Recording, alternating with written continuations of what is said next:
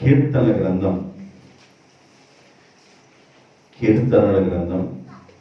66వ కీర్తన. కీర్తనల గ్రంథం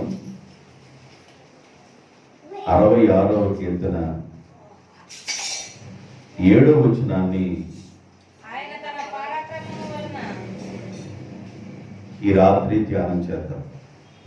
ఆయన తన పరాక్రమము వలన నిత్యము ఏలుచున్నాడు. అందరూ చెప్పండి, ఆయన తన పరాక్రమము వలన నిత్యము ఏలుచున్నాడు. ఈ చదవబడిన వాక్య భాగంలో దేవునికి ఉన్న పేర్లు చాలా ఉన్నాయి. దేవునికి ఉన్న పేరులో మరి ఒక పేరు ఏంటంటే పరాక్రమము కలిగిన వాడు. దేవునికి చాలా పేర్లు ఉన్నాయి.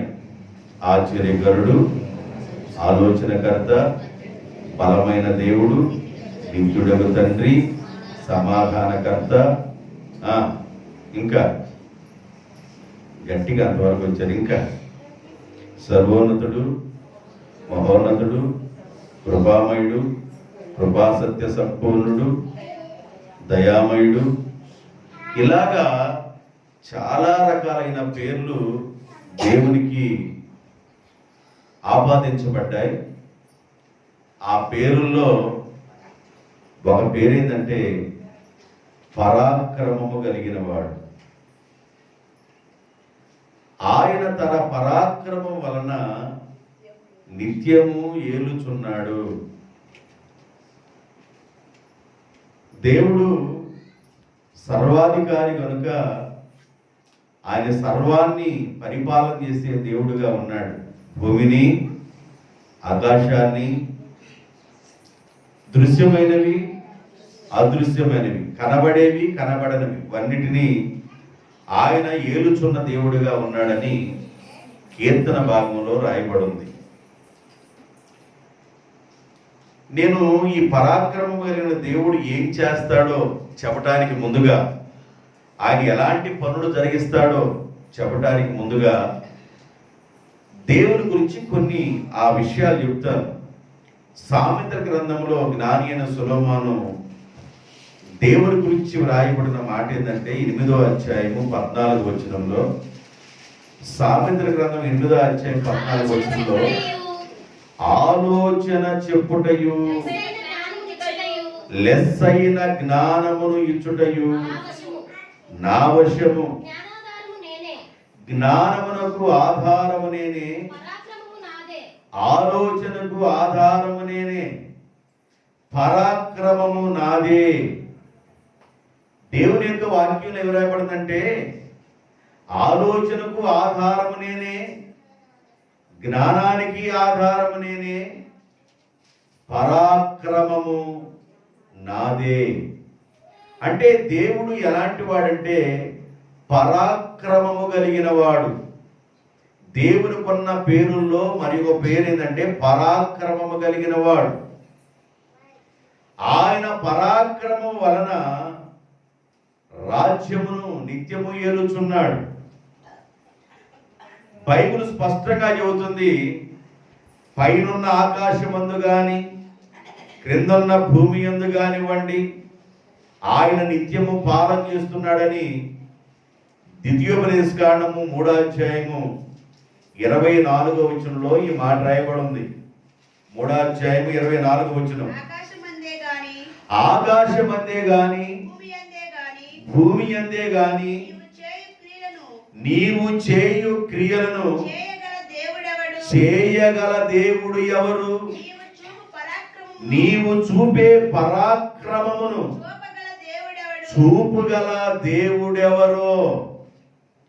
ఆకాశమందే గాని భూమి యందే గాని నీవే దేవుడవు. ఆకాశమందే గాని భూమి యందే గాని నీవే దేవుడవు, నీవే పరాక్రమము కలిగిన దేవుడవు. మనం ఆరాధించే దేవుడు పరాక్రమము కలిగిన వాడు. మనం ఆరాధించే దేవుడు పరాక్రమము కలిగిన వాడు. అంటే దాని అర్థం ఏంది? పరాక్రమం కలగడం అంటే దాని అర్థం, పరాక్రమం కలిగిన వాడు అంటే ఏంటి అర్థం? అర్థం ఏంది? పరాక్రమము మీన్స్ ఏంటి? తన్నుకోవటమా? పరాక్రమం అంటే ఏందమ్మా? పరాక్రమము అంటే ఏంది? బలమా? మీకే భాషలో అర్థమవుతుంది నాకు అర్థం. పరాక్రమం అంటే రోషం కలిగిన వాడు, బలము కలిగిన వాడు అనే పదాలు కూడా వస్తాయి. అయితే ఈ పరాక్రమం దగ్గర తీసుకుంటారు, ఆయన బలమైన దేవుడు. దేవునికి స్తోత్రం. ఆయన పరాక్రమము కలిగిన వాడు, బలమైన దేవుడు. పైన ఆకాశం అందు కానివ్వండి, క్రింద భూమి అందు కానివ్వండి, ఆయనే పరాక్రమము కలిగిన వాడు. జ్ఞానమునకు ఆధారము నేనే, ఆలోచనకు ఆధారము నేనే, పరాక్రమము నాదే అన్నాడు. ఆయన పరాక్రమము వలన నిత్యము ఏలుచున్నాడు అని చెప్పాడు. అయితే ఆ దేవుడు ఏమంటాడంటే, నేను నా పరాక్రమము యొక్క బలము చేత ఏ పనులు జరిగించగలుగుతున్నానో నా పిల్లలుగా ఉన్న మీ ద్వారా కూడా అలాంటి పనులు జరగాలని నేను ఆశపడుతున్నాను అన్నాడు దేవుడు. ఒకసారి నేనెంత బలమైన కార్యాలు చేయగలిగిన వాడనో, నేనెంత బలమైన కార్యములు చేయగలిగిన వాడనో నా పరాక్రమను కూడా నేను మీకు అనుగ్రహిస్తున్నాను. పరాక్రమం కలిగిన దేవుడు మనల్ని కనుక్కున్నాడు కదండి, మనల్ని కన్నాడు కదా, మనల్ని రక్తం ఇచ్చి కొనుక్కున్నాడు కదా, విలువ పెట్టి కొన్నాడు కదా. కాబట్టి ఆ దేవుడు, ఆ దేవునికి కలిగిన బలాన్ని దేవుడు తన బిడ్డలకు ఇచ్చి నడిపించాలి అని అనుకుంటూ ఉన్నాడు. బైబిల్ చెబుతుంది, కీర్తన గ్రంథం 68వ కీర్తన 14వ వచనంలో ఒక మాట రాయబడింది. అమ్మా, సర్వశక్తుడు అక్కడ రాజులను చెదరగొట్టినప్పుడు సల్మోను మీద హిమము కురిసినట్లాయెను. బాషాను పర్వతము ఇశ్రాయేలీల దేవుడు తన ప్రజలకు బల పరాక్రమమును అనుగ్రహించును. 68:14 ఉందా? 35. ఇశ్రాయేలీల దేవుడే తన ప్రజలకు బల పరాక్రమమును అనుగ్రహించుచున్నాడు. ఇశ్రాయేలీల దేవుడు తన ప్రజలకు బల పరాక్రమమును అనుగ్రహించుచున్నాడు. జాగ్రత్తగా వినండి. పరాక్రమము నాదే, జ్ఞానమునకు ఆధారము నేనే, ఆలోచనకు ఆధారము నేనే. నేను నిత్యము పాలన చేయుచున్నవాడనై ఉన్నాను. ఆకాశమందే గాని భూమి అందే గాని నేనే పరాక్రమము కలిగిన దేవుడను. ఈ పరాక్రమము కలిగిన దేవుడు ఏమంటాడంటే, ఇశ్రాయేలీల దేవుడైన ఈ పరాక్రమము కలిగిన దేవుడు తన ప్రజలకు తన బల పరాక్రమమును అనుగ్రహించుచున్నాడు. దేవునికి స్తోత్రం. ఎవరికి ఇస్తున్నాడంట? అది తన పిల్లలుగా ఉన్న వాళ్ళకి ఆయన బల పరాక్రమమును అనుగ్రహిస్తున్నాడు. ఆయన బల పరాక్రమం వల్ల ఏం చేశాడో నీకు అర్థమైతే ఆయన బలమును కూడా నీకు ఇస్తున్నాడని నీకు అర్థమైంది. ఏం చేశాడు దేవుడు? సింపుల్గా చెప్పండి, దేవుడు ఏం చేశాడు? ఆది కాండంలోనే పొద్దాక బైబిల్ ఎట్టెట్ట పేపర్లు తిరిగేబాకండి. ఆది కాండం మొదటి పేపర్లోనే, మొదటి అధ్యాయంలోనే దేవుడు భూమి ఆకాశములను సృజించాడు. 1వ రోజున దేవుడు ఏం చేశాడు, 2వ రోజున దేవుడు ఏం చేశాడు, 3వ రోజున ఏం చేశాడు, 4వ రోజు, 5, 6వ రోజు దేవుడు చేసి 7వ రోజు విశ్రాంతిని తీసుకున్నాడు. ఏమేమి పనులు చేసుకొచ్చారు అక్కడ ఏం రాయబడిందంటే, ఆయన వెలుగుని కలుగు చేశాడు, నక్షత్రాలు కలుగు చేశాడు, చెట్టును కలుగు చేశాడు, ఆకాశం ఎగురు పక్షులను కలుగు చేశాడు, సముద్రమును, జలచరములను, ఇలాగ కనబడేవి దృశ్యముగా నీకేమైతే కంటికి కనబడుతున్నాయో అవన్నీ దేవుని యొక్క మాట ద్వారా కలిగినాయి, ఆయన బల పరాక్రమము ద్వారా కలిగినాయి. దేవుడు ఏమంటాడంటే, నా ప్రజలుగా ఉన్న ఇశ్రాయేలుగా ఉన్న మీకు నా బల పరాక్రమమును మీకు అనుగ్రహించుచున్నాను. దేవునికి స్తోత్ర. కీర్తన గ్రంథంలో 8వ అధ్యాయంలో వెళ్ళండి. కీర్తన గ్రంథం 8వ అధ్యాయంలో మొదటి వచ్చిన దగ్గర నుండి చదవండి. యెహోవా మా ప్రభువా ఆకాశములలో నీ మహిమను కనపరు. ఆకాశములోన ఆకాశములలో, ఆకాశ మహాకాశములు అంటారు కదా, ఆకాశములలో నీ మహిమను కనపరుచువాడా, భూమి అందంతటా నీ నామము ఎంత ప్రభావము గలది.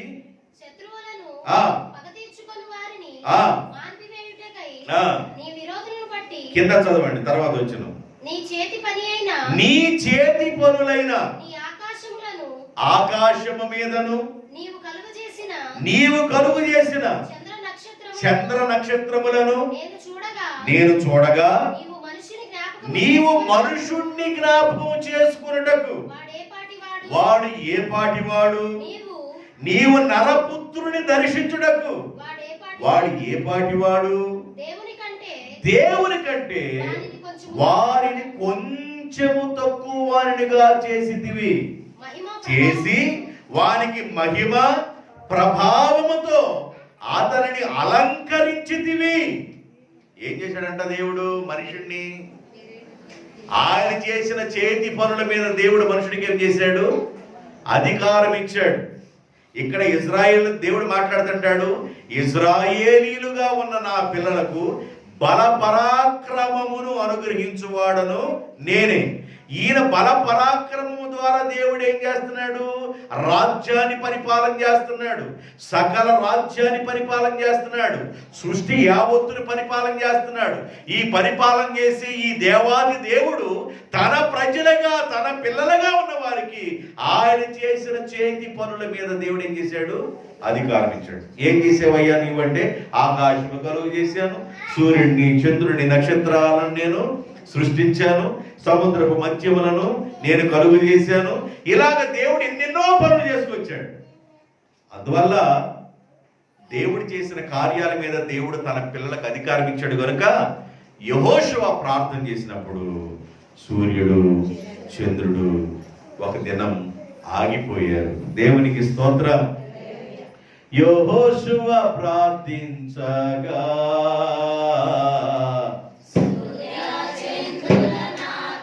యెహోషువ ప్రార్థించగా సూర్య చంద్రుల నాపితివి. యెహోషువ ప్రార్థించగా సూర్య చంద్రుల నాపితివి. యెహోవా నామము ఎంతో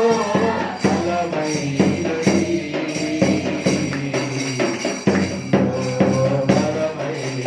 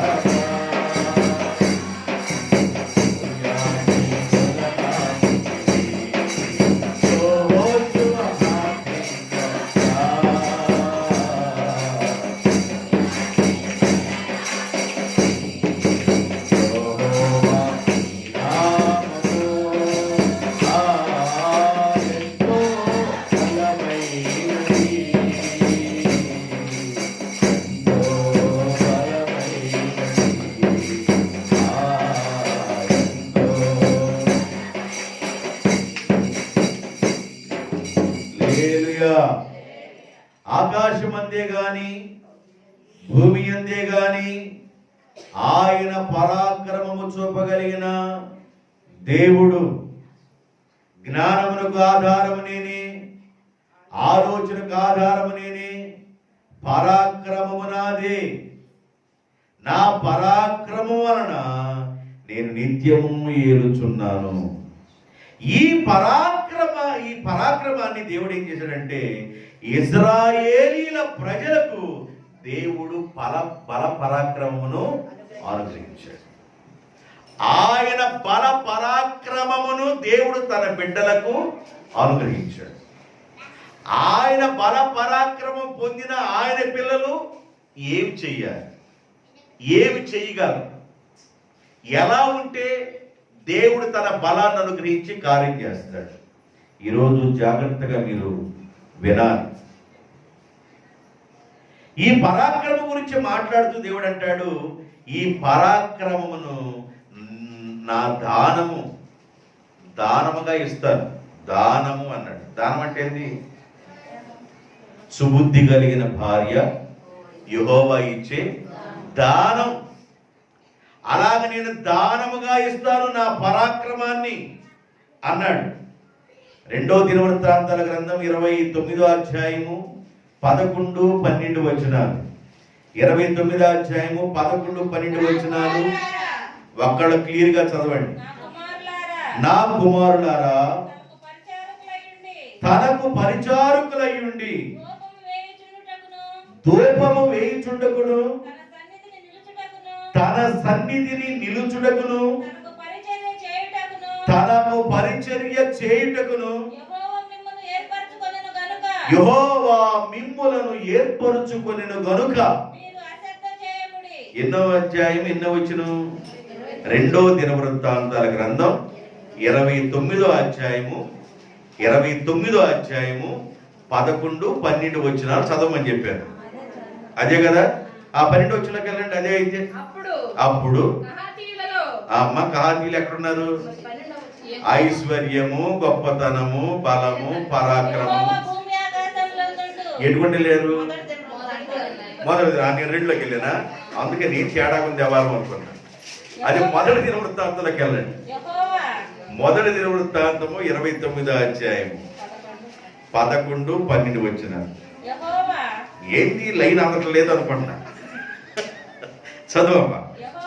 యెహోవా భూమి ఆకాశములందుండు సమస్తము నీ వశము, మహత్యమును, పరాక్రమమును, ప్రభావమును, తేజస్సును, ఘనతయు నీకే చెందుచున్నవి.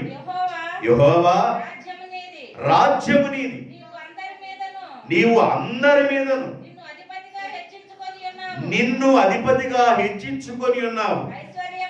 ఐశ్వర్యమును, ఇది అండర్లైన్ చేసుకోండి, ఐశ్వర్యమును, గొప్పతనమును నీ వలన కలుగును.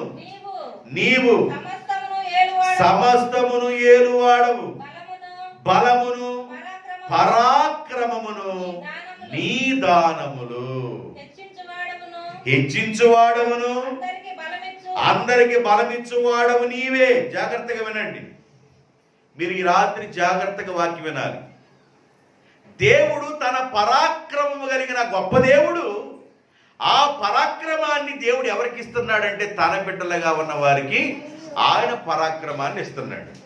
ఇజ్రాయేలులకు దేవుడు తన బల పరాక్రమమును అనుగ్రహించును. ఆయన బల పరాక్రమం పొందిన పిల్లలు ఏం చేశారు? ఆయన బల పరాక్రమం పొందిన పిల్లలు ఏం చేశారు? దానియేలు అగ్నిని, చెప్పండి, అగ్నిని, నెక్స్ట్ చెప్పరే. దానియేలు అగ్నిని చల్లార్చాడా?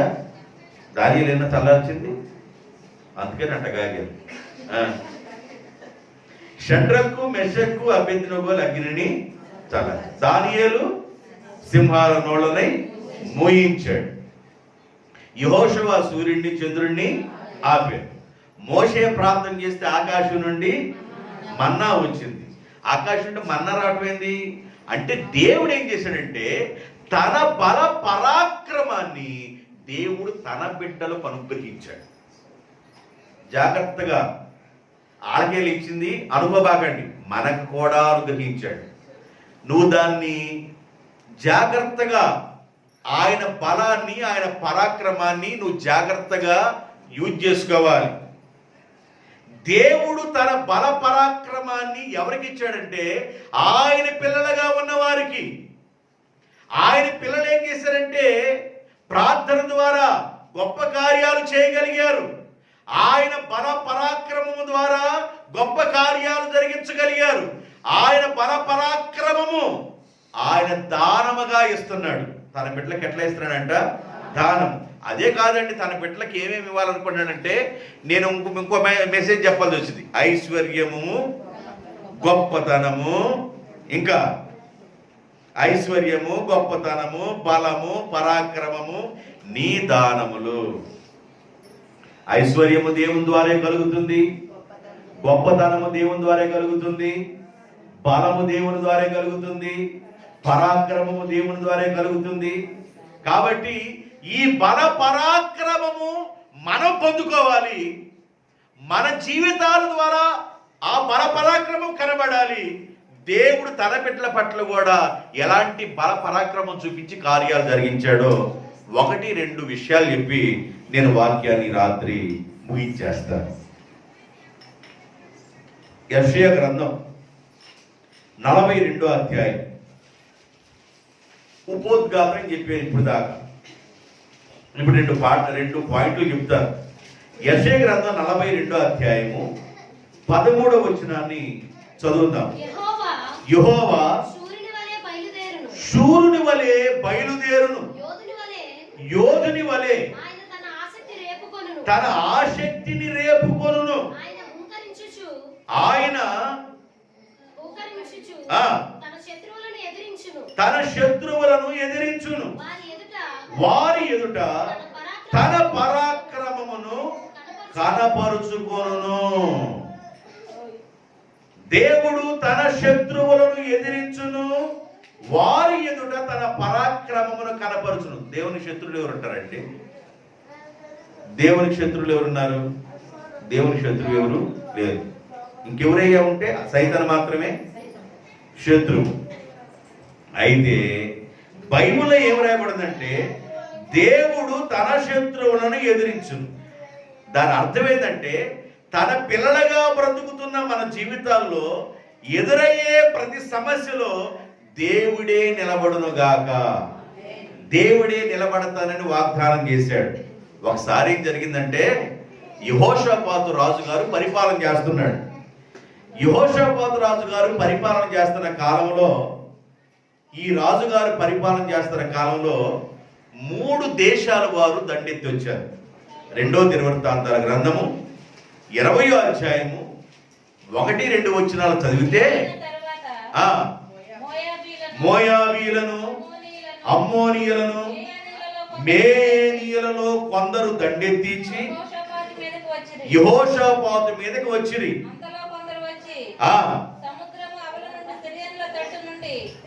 ఏందమ్మా, ఏం జరిగింది? మరిమా పడుకో, చిన్నపిల్లలు కదా, ఒక్కోసారి అంతే ఉంటారు. ఆ బండలు కూడా జరగవులే, కొడతా ఉండి బండల్ని.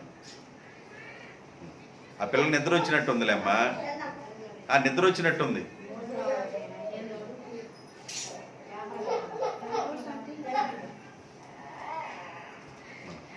సరే ఏడబాగు నాన్న, పాట పాడుదు తర్వాత. ఏందో అయింది చూడు, చెవి నింపడుతుందేమో చూడు.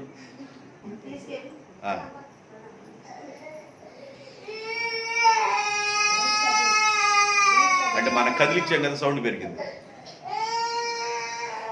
మనం కదిలించకపోతే ఏముండదు. అంటే మనం అప్పుడప్పుడు అంతకేం తెలియనట్టుండా. నేను ఏడుంటాను, నేను ఉండలేను, వాకింగ్ చెబుతున్నాను అని శతలాడుతూ ఉంటే నేను చెప్పలేను. దేవునికి స్తోత్రం, హల్లెలూయా. మీకు వాక్యం చెప్పడానికి నేను ఎంతో ప్రార్థన చేసుకుని సిద్ధపడతా. అన్నిటిని పోసగుచ్చినట్టుగా అన్ని విషయాలు ఎక్కడెక్కడ ఉన్నాయని ఏరుకొని మొత్తం ఒక చోట సమకూర్చి మీకు చెప్పడానికి ప్రయత్నం చేస్తాను. దాన్ని మీరు పందులు తొక్కేసినట్టు తొక్కిస్తే అట్టగా. అందువల్ల జాగ్రత్తగా విందురు కాక. దేవునికి స్తోత్రం. దేవుడు తన పరాక్రమం వలన శత్రువులను ఏం చేస్తాడంట? ఎదిరించును. యోధా రాజైన యెహోషాపాతు గారు పరిపాలన చేస్తా ఉన్నారు. ఈయన పరిపాలన చేస్తున్న రోజుల్లో 3 దేశాల వారు దండెత్తి వచ్చారు. అమోనీయులు, మోయాబీయులు, మేనీలనే 3 జాతుల ప్రజలు దండెత్తి వచ్చారు. వీళ్ళు ఎలా ఉన్నారంటే యోధా దేశములో ఉన్న ప్రజలను, యోధా దేశాన్ని పరిపాలన చేసే కూర్చోండి నా బంగారాలు కూర్చోండి. మంచినీళ్ళు ఎత్తుకోతుంది. ఇప్పుడు మీకు వాకింగ్ చెప్పి నాకు అవ్వాలి. ఈ మూడు ప్రజలను, ఈ 3 జాతుల వారు దండెత్తి వచ్చినప్పుడు యెహోషాపాతు చిన్న గోత్రం, యోధా గోత్రం, రెండు గోత్రాలు కలిసిన వారు. యోధా గోత్రం, బెన్యామీను గోత్రం కలిపి యోధా గోత్రం అన్నారు. వాడు చిన్న గోత్రికులు, ప్రజలు కూడా తక్కువ. ఈ 3 జాతుల వారు ఈ యోధా గోత్రాన్ని నాశనం చేయాలని, హతమార్చాలని, ఆ దేశాన్ని కొల్లగొట్టాలని 3 జాతుల వారు దండెత్తి వచ్చారు. రాజుగారికి ఏం చేయాలో అర్థం కాలేదు. మతిపోయిన వాడుగా, భయపడి, మనసు నిలబడలేక, ప్రార్థనలో స్థిరంగా ఉండలేక, ఏదైనా జరగరాని జరిగితే స్థిరమైన ప్రార్థన చేయలేదు. మనసు 10 విధాలుగా వెళ్ళిపోతూ ఉంటుంది మైండ్. రాజైన యెహోషాపాతు కూడా అలాగే మైండ్ వెళ్ళిపోతా ఉంది. ఏం చేయాలో అర్థం కావడంలా. ఈ చిన్న జాతిని 3 జాతుల వారు హతమార్చుకొని వెళ్ళాలని వాడు కాలు దూతూ ఉన్నప్పుడు ఆయన మనసు నిలుపుకొని 3వ వచనంలో ప్రార్థన చేయడం ప్రారంభించాడు. అందుకు యెహోషాపాతు భయపడి యెహోవా యొద్ద విచారణ చేయుటకు మనసు నిలుపుకొనెను. దేవునికి స్తోత్రం. హల్లెలూయా. జరగరాంది ఏదైనా జరిగితే మనం ఏటీఎంకి వెళ్ళి డబ్బులు తీసుకోవడానికి, ఒకవేళ డబ్బులు మనయే, ఏటీఎం కార్డు మనదే, డబ్బులు తీసుకోవడానికి వెళితే జరగరాంది ఏదైనా జరిగినప్పుడు మన మైండ్ అంతా ఖరాబుగా ఉంటే పిన్ కోడ్ కూడా మర్చిపోతాం. Pin code 4 అంకెలే. 4 అంకెలు పిన్ కోడ్ కూడా మర్చిపోతాం. కారణం ఏంటంటే ఆ టైం మైండ్ పని చేయదు. మైండ్ పని చేయనట్లుగా ఉన్నాడు యెహోషాపాతు రాజు. ఏమి చేయాలో అర్థం కావట్లా. భయం వచ్చేసింది, ఆందోళన వచ్చేసింది. దేవుడు అంటాడు, నా పిల్లలుగా ఉన్న మీకు నా బల పరాక్రమమును అనుగ్రహించి ఉన్నాను. నా బల పరాక్రమము దానముగా ఇచ్చి ఉన్నాను. నా బల పరాక్రమం ద్వారా నేను రాజ్యాన్ని పరిపాలన చేస్తున్నాను. నా బల పరాక్రమం ద్వారా ఆకాశం అందే గాని, భూమి అందే గాని, నా బల పరాక్రమం ద్వారా నేను పాలన చేస్తున్నాను. అలాంటి బల పరాక్రమాన్ని నేను మీకు ఇచ్చాను అన్నాడు దేవుడు. ఈ విషయాన్ని తెలుసుకున్న యెహోషాపాతు ఏమని ప్రార్థన చేశాడంటే 6వ వచనంలో, 6వ వచనం 20వ అధ్యాయం 6వ వచనంలో ఏమని ప్రార్థన చేశాడంటే, మా పితరుల దేవా యెహోవా, నీవు ఆకాశమందు దేవుడివై ఉన్నావు. అన్యజనుల రాజ్యమును ఏలువాడవు నీవే. నీవు బాహుబలము గలవాడవు, పరాక్రమము గలవాడవు. నిన్ను ఎదిరించుట ఎవరికి శక్తి చాలదయ్యా, ఎవరికి బలము చాలదు. ఈ విషయాన్ని ఎత్తి ప్రార్థన చేస్తున్నాడు. అయ్యా, 3 జాతుల ప్రజలు బయలుదేరి వస్తున్నారు. నేను ప్రార్థన చేయాలంటే నా మనసు నిలవట్లేదు. అయినా నీ పాద సన్నిధానంలో ప్రార్థన చేస్తూ ఉన్నాను. బల పరాక్రమం నీదే కదా, బల పరాక్రమం ద్వారా నువ్వు కార్యాలు చేసే దేవుడు కదా, నీ కార్యాలను జరిగించే దేవుడు కదా అని వాళ్ళు ప్రార్థన చేస్తూ ఉన్నారు. యెహోషాపాతు ప్రార్థన చేయటమే కాకుండా యెహోషాపాతు ఏం చేశాడంటే ఆ రాజ్యంలో సాటింపేయించాడు. యోధా ప్రజలారా, ఒక్క మాట మీరు వినండి. ఈ రోజున యోధా రాజ్యములో ఉన్న పిల్లలు కానివ్వండి, పసి పిల్లలు కానివ్వండి, తల్లులు కానివ్వండి, తండ్రులు కానివ్వండి, పురుషులైనా స్త్రీలైనా మీరందరూ దేవుని మందిరం ఎదుట మీరు ప్రార్థన చేయాలని వాళ్ళు అన్నప్పుడు వాళ్ళందరూ దేవుని మందిరం ఎదుట నిలబడి అందరూ ప్రార్థన చేస్తున్నారు. చిన్న పిల్లలు కూడా ఆహారం పెట్టలా, పశువులకి నీళ్లు పెట్టలా, పశువులకి గడ్డి వేయలా. వాళ్ళందరూ నిలబడి చేతులెత్తి ప్రార్థన చేస్తూ ప్రార్థన చేస్తూ ప్రార్థన చేస్తూ ప్రార్థన చేస్తున్నారు. ఆ ప్రార్థనలో ఏమని చేస్తున్నారంటే, నీవే బల పరాక్రమమును అనుగ్రహించే దేవుడవు, నీ బలము చేత నీ పరాక్రమము చేత శత్రువులను ఓడించువాడు నీవు కదా దేవా అని వాళ్ళు ప్రార్థన చేస్తున్నారు. ఈ ప్రార్థన చేస్తా చేస్తా చేస్తా చేస్తా చేస్తా ఉండగా దేవుని యొక్క బలమైన అభిషేకం ఒక వ్యక్తి మీదకి దిగటం ప్రారంభమైంది. ఆ వ్యక్తి పేరు యెహజీయేలు. ఆ వ్యక్తి పేరేంది? యెహజీయేలు. 13వ వచనంలో ఉంటది, చదవబాకండి. యెహజీయేలు. ఆ వ్యక్తి మీదకి దేవుని ఆత్మ దిగిన తర్వాత ఆ వ్యక్తి ప్రవచిస్తున్నాడు. 14వ వచనంలో కానీ అలా ఆయన ప్రవచిస్తున్నాడు. యోధా వారలారా, యెరూషలేములో ఉన్న కాపురస్తులారా, యెహోషాపాతు రాజా, మీరందరూ నా మాట ఆలకించండి. యెహోవా సెలవిచ్చినది ఏమనగా, ఈ గొప్ప సైన్యమునకు మీరు భయపడొద్దు, జడియొద్దు. ఈ యుద్ధము మీరు చేసేది కాదు, దేవుడే మీ పక్షమున యుద్ధము చేయబోతున్నాడు. ఆయన బల పరాక్రమము ద్వారా శత్రువులను అణచబోతున్నాడు, మీరు ప్రార్థన చేయండి అన్నాడు. ఎప్పుడైతే ఈ మాట రానులే వీళ్ళందరూ ప్రార్థన నుంచి లేచి దేవుడు మన పక్షాన యుద్ధం చేయబోతున్నాడు అని యెహోషాపాతు ఏం చేయడం ప్రారంభించాడంటే, సైన్యములో ఉన్న వాళ్ళారా, ఏ డాళ్ళు అవసరం లేదు, ఏ కత్తులు అవసరం లేదు, ఏ బాణాలు అవసరం లేదు, ఏం అవసరం లేదు. మరి ఏం చేయమంటారు? పాటలు పాడే వాళ్ళందరూ ముందు పెట్టండి అన్నాడు. దేవునికి స్తోత్రం. పాటలు పాడేవాళ్ళు ముందు పెట్టండి. పాట పాడేవాళ్ళు సమాజంలో ముందు ఉండాలి. పాట పాడేవాళ్ళు ముందు పెట్టండి. ప్రార్థన చేసేవాళ్ళ ముందు పెట్టండి. పాట పాడేవాళ్ళు ముందు ఉండాలి, ప్రార్థన చేసేవాళ్ళు ముందు ఉండాలి. ఈ సైన్యం వెళ్ళిపోతా ఉంటే ఈ సైన్యానికి ముందుగా పాటలు పాడేవాళ్ళు, స్తోత్రాలు చెప్పేవాళ్ళు, ఇలాగ మీరు ఉండండి అని వారు పాటలు పాడుకుంటూ దేవునికి స్తోత్రాలు చేస్తూ వాడు వెళుతూ ఉండగా ఈ 3 జాతుల వారు షేయూరు మన్యం అనే ఆ మన్య ప్రాంతానికి వచ్చి దాగి ఉన్నారు. ఇక వెళదాం, యోధా దేశాన్ని కొలబడదాం అనుకుంటున్నారు. అయితే దేవుడు ఏం చేశాడంటే, షేయూరు మన్యములో ఉన్న ఆ మన్యవాసులు లేవనెత్తి ఈ 3 జాతుల వారిని ఒక్కళ్ళు లేకుండా హతమార్చాడు దేవుడు తన పరాక్రమము ద్వారా. దేవునికి స్తోత్రం. నేను ఒక పాయింట్ చెప్పాను మీకు.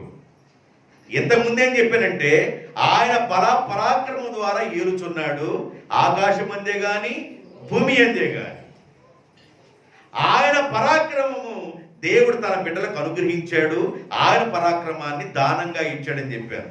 ఆయన పరాక్రమం ద్వారా దేవుడు ఏం చేస్తాడంటే, శత్రువులను హతమార్చువాడు ఆయనే. దేవునికి స్తోత్రం. హల్లెలూయా. ఆసారాజు పరిపాలన చేస్తున్న కాలంలో కూషీయుడైన జరాహు 1000 మంది సైన్యంతో బయలుదేరి వచ్చాడు. ఆసా గారు పరిపాలన చేస్తున్న కాలంలో ఆసా గారి దగ్గర సైన్యం ఎంత ఉందంటే 5,80,000 మంది సైన్యం ఉంది. 5,80,000 మంది సైన్యమే. ఆసా తన ప్రజలతో అంటాడు, ఓ యోధా ప్రజలారా, మనమందరము క్షేమముగా నెమ్మదిగా ఉన్నాము అంటే దానికి కారణం ఏందో తెలుసా? మన దేవుడు మనకు తోడుగా ఉన్నాడు కనుక మనము వర్తిల్లుతూ కోటలు కట్టుకొనుచు రాజ్యాన్ని విస్తరింపజేసుకుంటా ఉన్నాం. సైన్యము కూడా పెరిగింది అనుకుంటున్న ఈ పరిస్థితుల్లో కూషీయుడైన జరాహు అనే వ్యక్తి 1000 మంది సైన్యముతో దండెత్తి వచ్చినప్పుడు ఆసా ప్రార్థన చేశాడు. ఆసా ఏమని ప్రార్థన చేశాడు? 14వ అధ్యాయం 11వ వచనం, 2వ దినవృత్తాంతాల గ్రంథం 2వ దినవృత్తాంతాల గ్రంథం 14వ అధ్యాయం 11వ వచనం.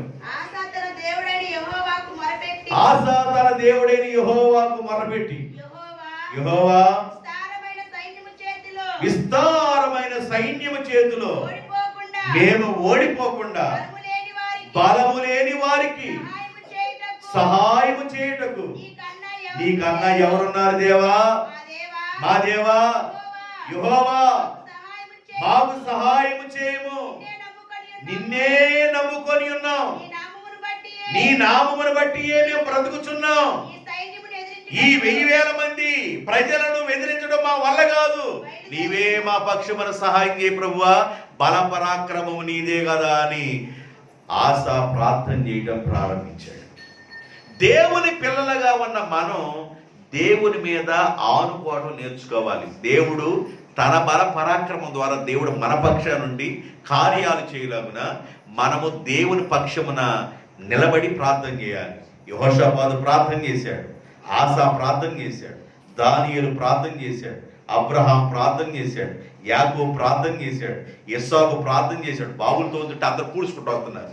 ఈయనేమో తోతుంటే మిగతా వాళ్ళని పూడ్చుకుంటూ వస్తున్నారు. ఇలాంటి పరిస్థితులు, ఈ నేల మాది, ఈ బావి మాది, ఇలాగా ఇస్సాకు కాలంలో దేవుడు ఎంతో ఇస్సాకు పక్షాన ఉన్నని, అబ్రహాం పక్షాన ఉండి, యాకోబు పక్షాన, ఏలియా, ఎలీషా ఎంతో మంది భక్తుల పక్షాన దేవుడు ఉండి కార్యాలు చేశాడు. ఆయన పరాక్రమ కార్యాలు.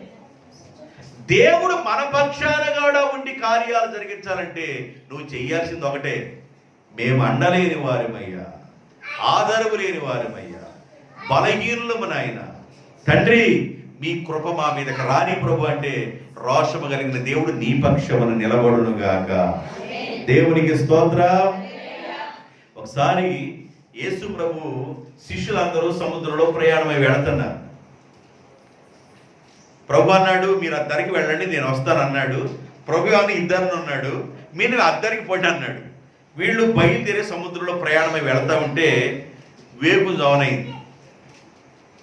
బలమైన అలలు వస్తున్నాయి, తుఫాన్ లేచింది, వాడ మునిగిపోయేటట్టుంది, పరిస్థితులన్నీ అనానుకూలంగా ఉన్నాయి. ఇక వాడ ఒడ్డుకు చేరేటట్టు లేదు. అయిపోయిందిరా మన చరిత్ర బాబు. ఎంత యుద్ధం ఎంత మరి ఈత చేత అయిన వాళ్ళమైనా కూడా ఈ అలలకి మనం ఒడ్డుకి చేరలేము, ఈ వాడ కూడా బద్దలైపోయేటట్టుందని వాళ్ళు భయపడుతూ ఆందోళనతో ఉంటే వేకుజాన 4 గంటల సమయంలో ప్రభు ఆ నీళ్ల మీద నడుచుకుంటా వస్తున్నాడు. దేవునికి స్తోత్రం. ఆ నీళ్ల మీద నడుచుకుంటూ వస్తే ఈ వెలుతురికి, కనబడుతున్న వెలుతురికి, ఆ పరిస్థితికి, ఆ చీకటికి ఈ విధానం ఎట్లుందంటే వాళ్ళందరూ లోపల కూర్చొనుకున్నారు. ఇక భూతాలు, ఇక్కడ చచ్చిపోయిన వాళ్ళందరూ ప్రేతాత్మలయ్యి భూతం రూపంలో వచ్చేస్తున్నారు. ఇంకేముంది, ఇక మనం మామూలుగా మునిగిపోవటం కాదు, ఈ దెయ్యాలు వచ్చి మనం చంపేస్తాయి అన్న ఫీలింగ్లోకి వెళ్ళిపోయారు. పరిస్థితి ఎలా ఉందో చూడండి. పరిస్థితి ఎలాగ ఉంది చూడండి. మార్కు సువార్త 6వ అధ్యాయం 48వ వచనం. అప్పుడు వారికి గాలి ఎదురైనందున దోణి ముందుకు వెళ్ళలేదు. గాలి ఎదురైనందున దోణి ముందుకు వెళ్ళలేదు. ఆత్మీయ జీవితంలో సాగుతున్న నీ జీవితంలో కూడా ఎన్నో రకాలైన గాలులు వస్తాయి. ఎన్నో రకాలైన గాలులు నీ దోణిని ముందుకు పోనీయకుండా, నీ దోణిని ఒడ్డుకు చేరనీయకుండా ఎన్నో రకాలైన గాలులు వస్తాయి. ఆ గాలులు బలము చేత దోణి ముందుకు వెళ్ళటంలా నీ ఆత్మ సంబంధమైన జీవితము ముందుకు వెళ్లకుండా ఎన్నో రకాలైన గాలులు వస్తాయి.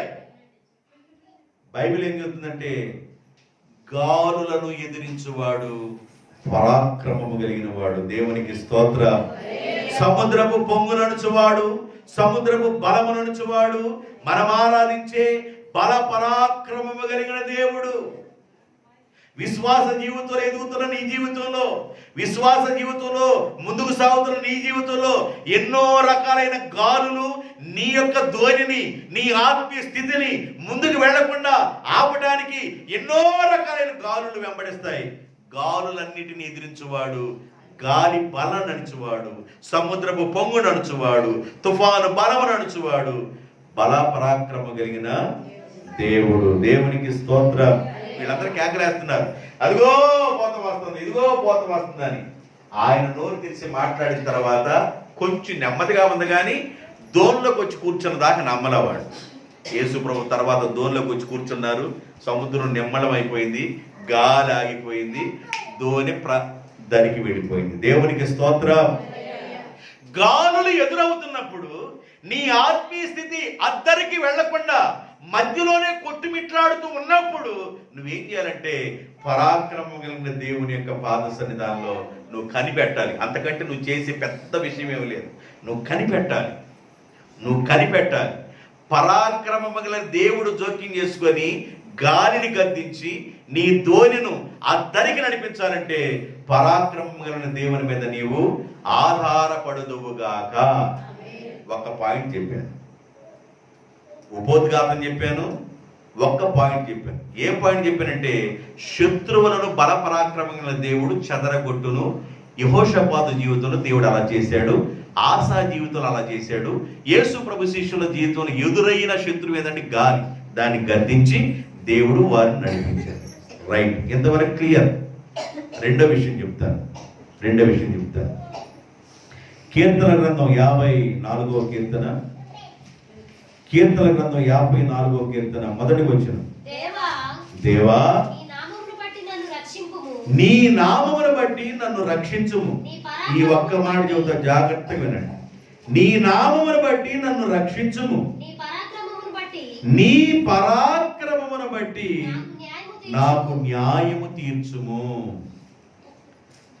దేవుడు తన బల పరాక్రమం వలన శత్రు బలాన్ని అణుస్తాడు, గాలి బలాన్ని అణుస్తాడని చెప్పాను. ఇప్పుడు రెండో విషయం ఏంటంటే దేవుడు తన పరాక్రమం వలన న్యాయము తీర్చును. ఏం చేస్తాడంట? న్యాయము తీర్చును. అన్యాయస్తుడైన న్యాయాధిపతి దగ్గరికి ఒక విధవరాలు వెళ్ళింది. అయ్యా, నాకు నా ప్రతివాదికి వాదనుంది, మా వివాదాన్ని తీర్చండి, మాకు న్యాయం చేయండి అని మాట మాటకి వెళ్ళి అన్యాయస్తుడైన న్యాయాధిపతిని ఒక విధవరాలు మాట అడుగుతుంది, నాకు న్యాయం తీర్చండి అని.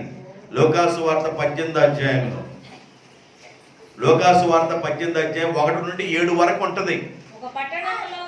1 నుండి 7 వరకు. మీరు విసుగక నిత్యము ప్రార్థన చేయుచుండవలెనని ప్రభువు ఒక ఉపమానం ఈ రీతిగా చెప్పిను. రెండవ వచనం. దేవునికి భయపడకయు మనుషులను లక్ష్య పెట్టకయు ఉండు. ఒక న్యాయాధిపతి ఒక పట్టణంలో ఉండెను. ఆ పట్టణంలో ఒక విధవరాలు బ్రతుకుచున్నది. ఆమె ఆ పట్టణంలో ఉన్న అన్యాయస్తుడైన న్యాయాధిపతి దగ్గరికి తరచుగా వచ్చి నా ప్రతివాదికిని నాకును న్యాయము తీర్చమని అడుగుచూ వచ్చెను గాని అతడు కొంతకాలము ఒప్పుకోకుండా ఉండెను. తరువాత అతడు నేను దేవునికి భయపడకయు మనుషులను లక్ష్య పెట్టకయు ఉండినను. ఈ విధవరాలు నన్ను తొందర పెట్టుచున్నది కనుక ఆమె మాటికి వచ్చి నన్ను విసిగించకుండా ఉండడం వరకు నేను ఆమెకు న్యాయం తీర్చాలని అన్యాయస్తుడి న్యాయాధిపతి తనలో తాను అనుకోనేను. అంటే ఈ భాగం బట్టి ఏమర్థం అవుతుందంటే అన్యాయస్తుడైన న్యాయాధిపతి వాయిదాలు వేస్తున్నాడు. రేపు రా, ఎల్లుండి రా, తర్వాత రా.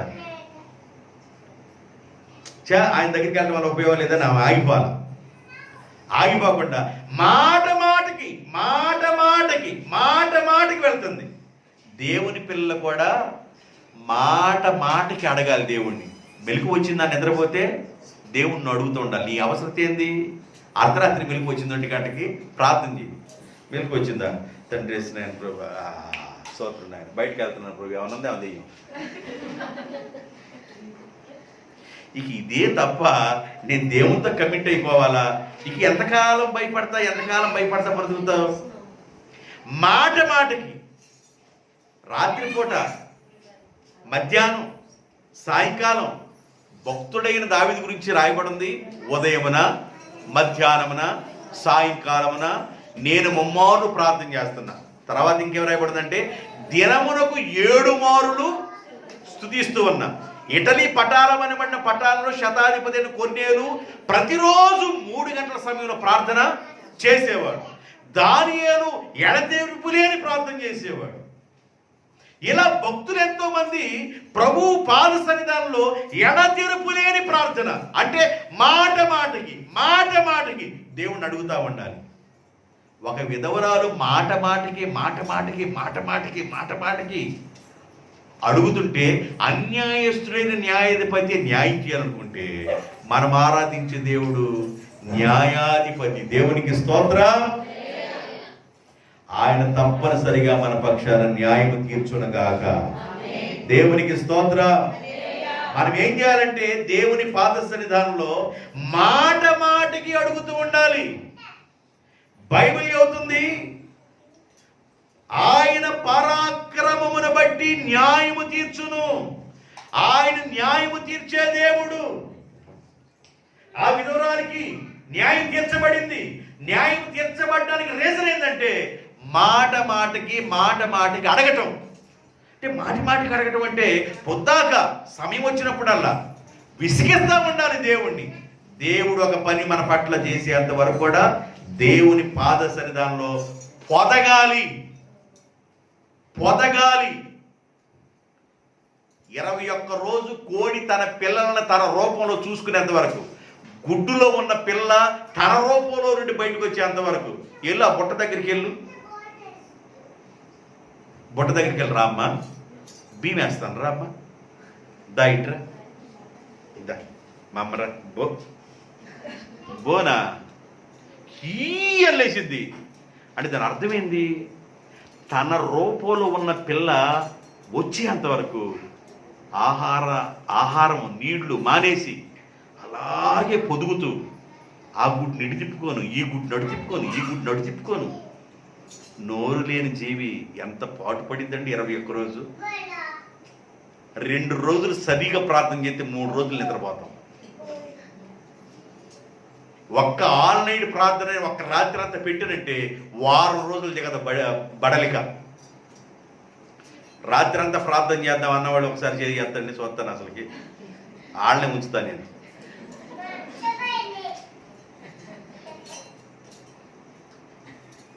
కొంతమందికి దేవుని రోషం అసలు కొండదు. ఒక రాత్రి అంతా, అయ్యా నేను కూడా ఉంటానయ్యా, ఒక రాత్రి అంతా ప్రార్థన చేస్తాను, నేను ఒక రాత్రి అంతా ప్రభు దగ్గర కనిపెడతాను అన్నవాళ్ళు ఒకసారి దేవుని స్తోత్రం కదా, హల్లెలూయా అంటే, హల్లెలూయా అంటే నువ్వు అన్నావు కాబట్టి అన్నానయ్యా అని.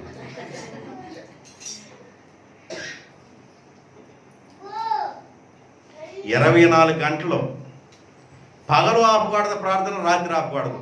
24 అవర్స్ ప్రార్థన జరుగుతూనే ఉండాలి.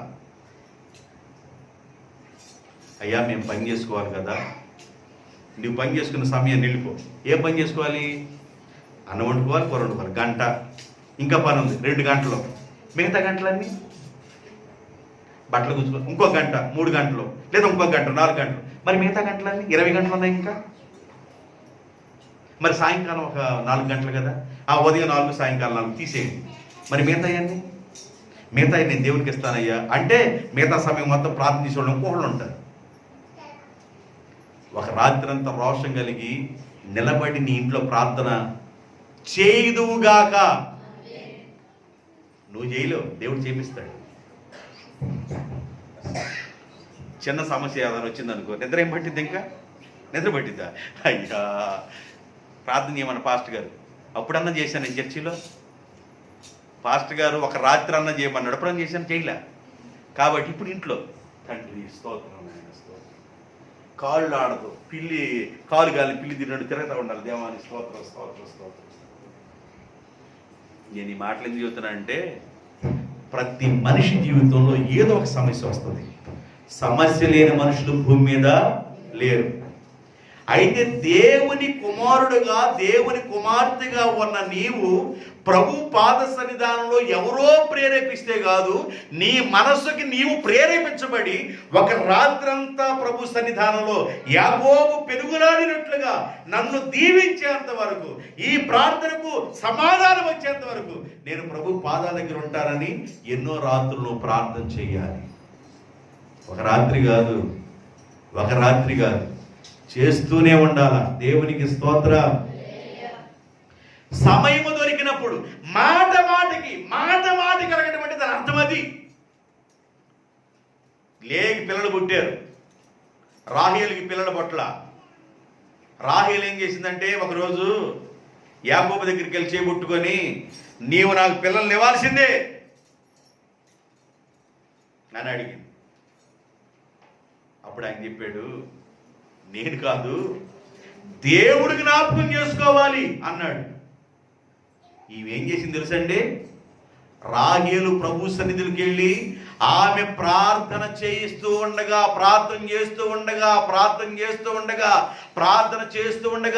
రాహేలు మాటకి అడుగటం ద్వారా దేవుడు రాహేలును జ్ఞాపకము చేసుకొనెను. దేవునికి స్తోత్రం.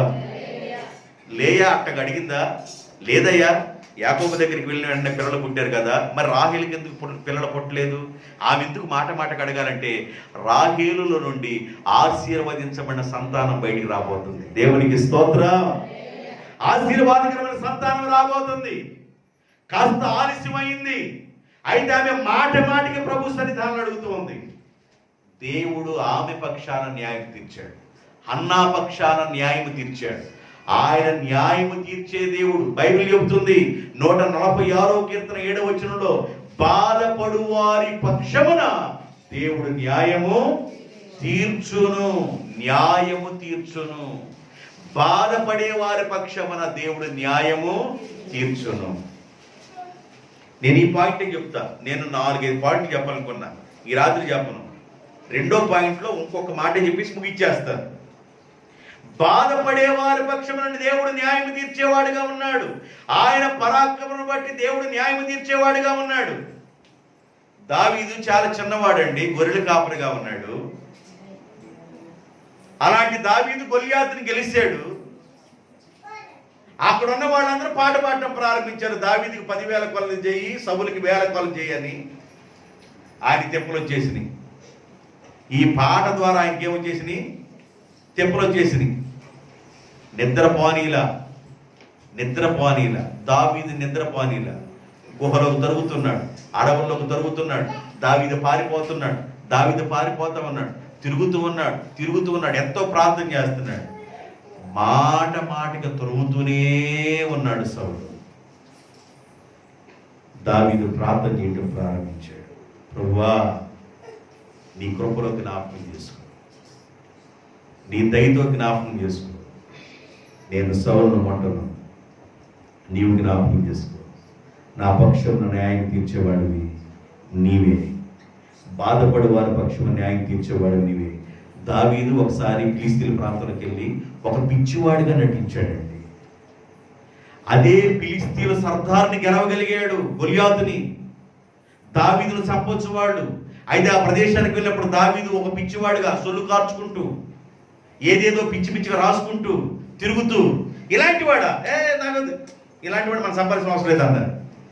అలాగే శత్రువుల మధ్య నుంచి తప్పించబడ్డాడు దావీదు. ఎన్నోసార్లు ప్రార్థన చేశాడు, ఎన్నోసార్లు బాధను అనుభవించాడు, ఎన్నోసార్లు వేదన చెందాడు, ఎన్నోసార్లు దిగులు పడ్డాడు, ఎన్నోసార్లు కన్నీరు గార్చాడు.